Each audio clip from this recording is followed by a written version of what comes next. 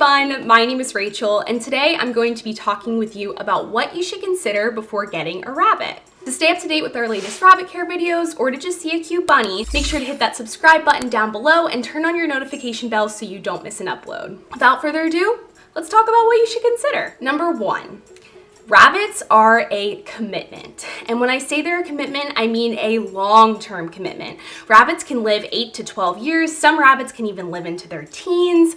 So you should be aware of that. If you're getting a rabbit for, say, a teenager, when they go off to college, what are you gonna do? Are the parents gonna take care of it? Is the rabbit gonna go with the child? It just totally depends. So that's also another reason why we don't typically recommend rabbits for children as pets. That's just something to consider whether you're a child or you're an adult, because if you're an adult, where are you going to be in 13 years? Can you make that commitment to your rabbit that you will stick with them and take care of them? You don't want to get a rabbit if you can't make that commitment. The next thing to consider is your living situation. Where do you live? Is your landlord okay with you having a rabbit if you have a landlord? Is that totally fine, or do you have to pay a pet fee? What's the situation? That's something to think about. If you're trying to hide your rabbit, that's not a good idea because your landlord is probably going to find out, and then what are you going to do with the rabbit? Just send it to the shelter? There's so many rabbits in shelters. If you can't have a rabbit where you live, then you probably shouldn't get a rabbit in the first place. Another thing to consider is, do you have enough space? Some people will get rabbits because they think that they'll take up less space than a dog or cat would, but really rabbits probably arguably need more space than a dog or cat, because a dog you could take outside if they need exercise. But a rabbit, you need to be able to let them have a large space that they can run and binky and have a great time. That's going to be their playtime area. And then you're also going to need space for their cage if you decide to not free roam your rabbit. So you want to make sure that that space is rabbit proofed. Is it a place that you can totally make safe for your rabbit and you're totally okay with anything that's in that space being sampled by your rabbit? That's something to consider because not everyone thinks about that. While of course you can block off rooms, you want to make sure that your rabbit still has a big playtime area so they can run around and binky and have lots of fun.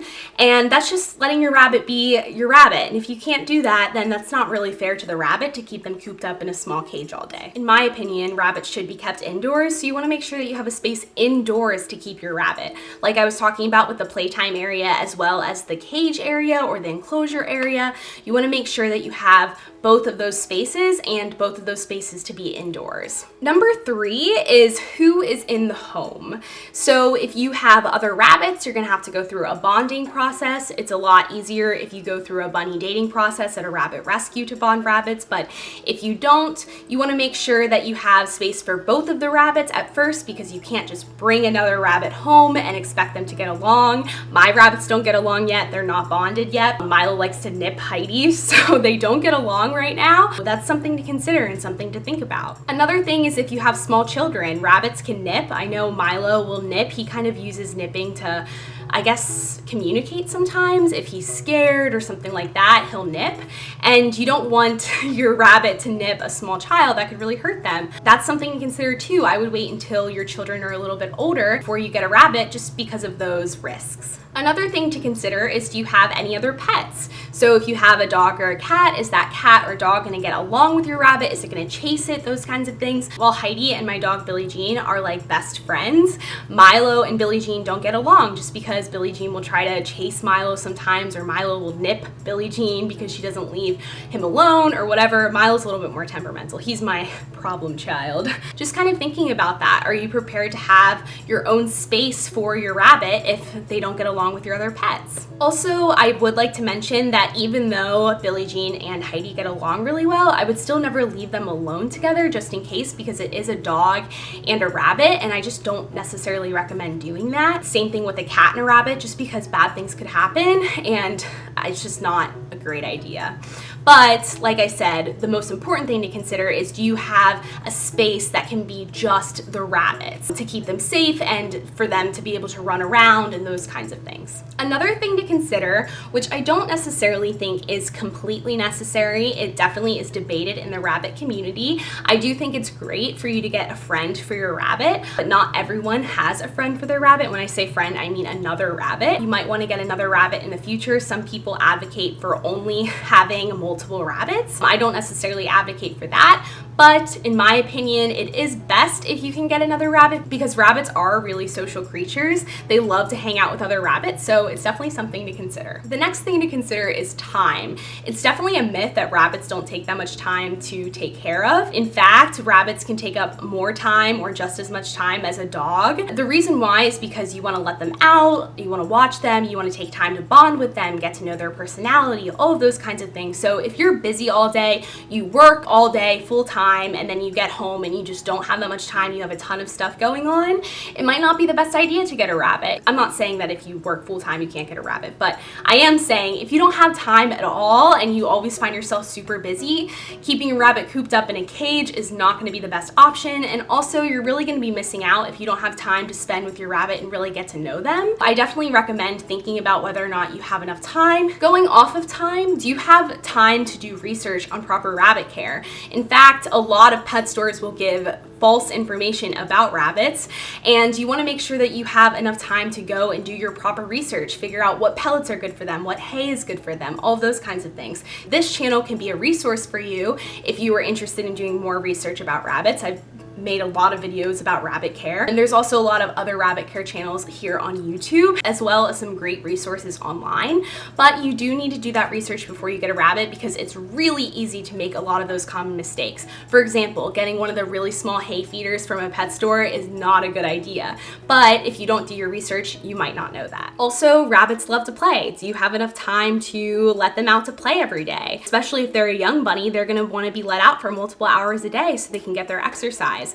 That's something to consider as well. Also, speaking of time, rabbits need their enclosures to be cleaned regularly. Even though rabbits can be litter box trained, poop can still travel with the rabbit. A lot of times I've seen Milo, it'll get stuck in his fur and it'll get outside of his cage because of that. If you have a bunny before you get them spayed or neutered, they can have some territorial poops that they leave. Hay also gets everywhere, just no matter what. It's not even always the rabbit's fault. Just traveling, moving hay, putting it in their hay rack, hay always gets everywhere, I find. Another thing to consider is that rabbits need to be groomed regularly as well as their nails clipped regularly. If you're not comfortable clipping their nails, you can take them to a vet or a local rescue. A lot of times they will clip rabbit nails for you, but you will have to pay for that. Speaking of paying for that, rabbits are expensive. Rabbits need specialized veterinary care. They need rabbit savvy vets. That's the term that we use in the rabbit community. And because it's a specialized thing that the rabbit savvy vet had to go and get training for, it's harder to find a rabbit savvy vet, which makes it more expensive for their care. Even though rabbits don't need vaccines, there is an RHDV vaccine, but most of the time, like rabies, that kind of stuff, rabbits don't need those vaccines. They're still going to need that specialized rabbit care. And speaking of specialized rabbit care, you're going to need to get your rabbit spayed or neutered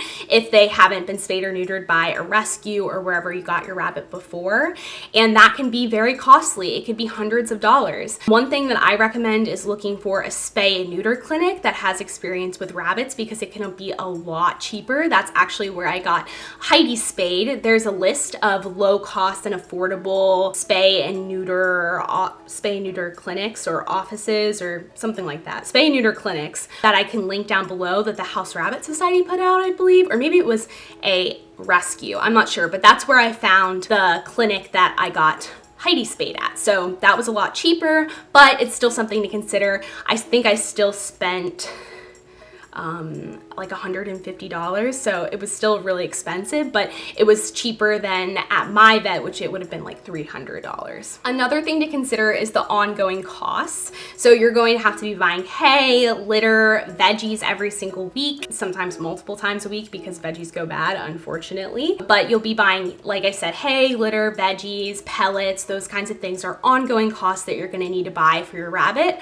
Rabbits need unlimited hay, and they actually will eat the size of their body in hay every single day. Hay can get really expensive. One way to kind of make that a little bit cheaper is to get a hay bale from a local farmer. Sometimes you can look on Craigslist or, you know, look up online if you can find hay locally. It'll be a lot cheaper than ordering it online. But if you have to order it online like me, it can be pretty expensive. So it's just something to consider and think about, especially if you have multiple rabbits, for example. They're going to be eating a ton of hay. Also, rabbits need enrichment, like toys, toys, diggy boxes, and stuff like that. A lot of times rabbit enrichment can be homemade and DIY with really cheap items if you can't afford it, but it is fun to spoil your rabbit sometimes and get them some fun, fancy toys. My favorite is Winnie Guinea Pooh from Etsy. I will link her down below. But of course, toys can get expensive, especially if you're buying them like nice luxury toys, but your rabbit will love them, or mostly if you know what toys your rabbit likes, then they'll love them. But I love spoiling my rabbits and getting them toys, so that is an additional cost. Another thing to think about, especially if you're free roaming a bunny, is the flooring that you have.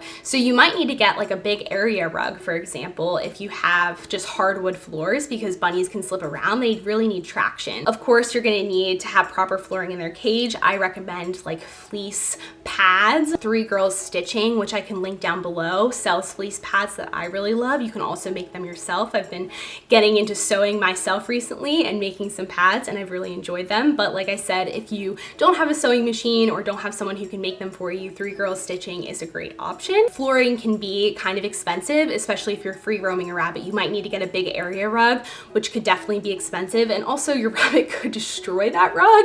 So it's another thing to think about, but you definitely want to have something that your rabbit has traction on. That way they're going to feel a lot more comfortable doing binkies and having fun and those kinds of things. The next thing to consider is what kind of pet are you looking for? Rabbits are not like dogs. Most rabbits don't like to cuddle. Most rabbits don't like to be picked up, those kinds of things. But rabbits are great to watch. If you love observing pets and watching them, you know, say you love watching cute animal videos on YouTube, I love doing that, or just watching animals do their thing, rabbits could be a great pet for you. But like, for example, Milo doesn't like to be picked up at all, and he doesn't cuddle or anything, but it's so much fun to watch him binky and jump and have so much fun and those kinds of things. So I love that. But if you're someone who wants, you know, a cuddly animal that you're always, you know, touching and picking up and holding and that kind of stuff, rabbits might not be the best option for you. That's not to say that every rabbit doesn't like to cuddle or every rabbit doesn't like to be picked up. I'm sure you could find a rabbit that does enjoy that, but it's something to think about. Most rabbits don't like to be picked up because they are prey animals, and typically in nature when they're getting picked up, they are getting picked up by a predator. So that's why a lot of rabbits don't like to be picked up. Going off of that, rabbits are crepuscular, which means that they are active during dawn and dusk, and they sleep a lot during the day as well as during the night. So if you are active during those dawn and dusk times, then rabbits could be a great pet for you because that's when they're the most active. If you want something that's just kind of tired and you know, sleeping a lot, rabbits are great because they sleep a lot during the day as well as during the night. But if you want something that's super active during the day or super active during the night, rabbits may not be the best pet for you. The final consideration is allergies, and the way to determine if you have rabbit allergies without getting tested, I guess you can go and get tested, but if you go to a rabbit rescue and just kind of meet some rabbits and are around hay, you can see if you're allergic to anything, and that's a big thing to consider before getting a rabbit, because if you're allergic,